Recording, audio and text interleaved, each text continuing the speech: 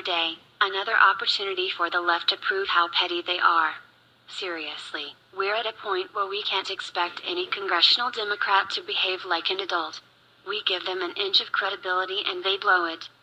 Remember, 0 Democrats voted for the historic tax cuts. You know, those tax cuts you are currently enjoying. They lied and lied and lied about the tax cuts, calling them Armageddon. Now, with the midterms approaching, they have the audacity to think they will recapture Congress. Keep dreaming, clowns.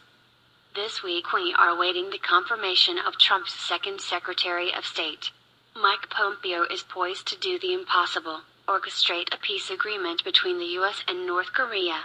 It should be a simple matter to confirm Trump's people. Instead, we have to put up with pathetic children in the form of the Democratic Party. So, Trump took Twitter to expose their double standard. It's time these liberal jokers were given their walking papers. A vote for Pompeo will be held in the Senate Foreign Relations Committee. When the final vote occurs, Trump is more than likely right that most Democrats will vote against him, despite how Republicans have treated other Democrat secretaries for state in the past, as Sarah Huckabee Sanders pointed out this morning.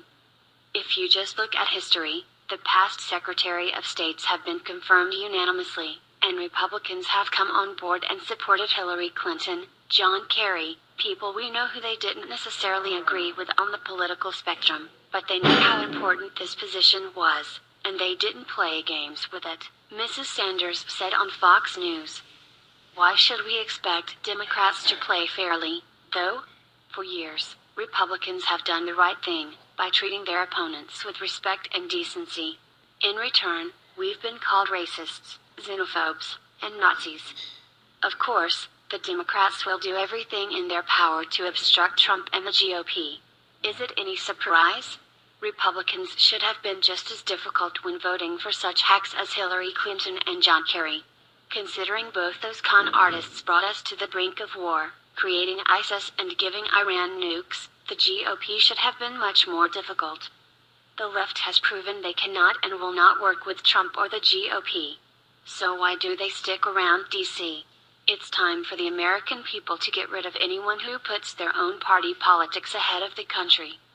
President Trump is doing the impossible, making America great again with the least amount of help possible. Imagine how much progress could be made with massive support from Congress? But that can only happen if the obstructionists are removed for good.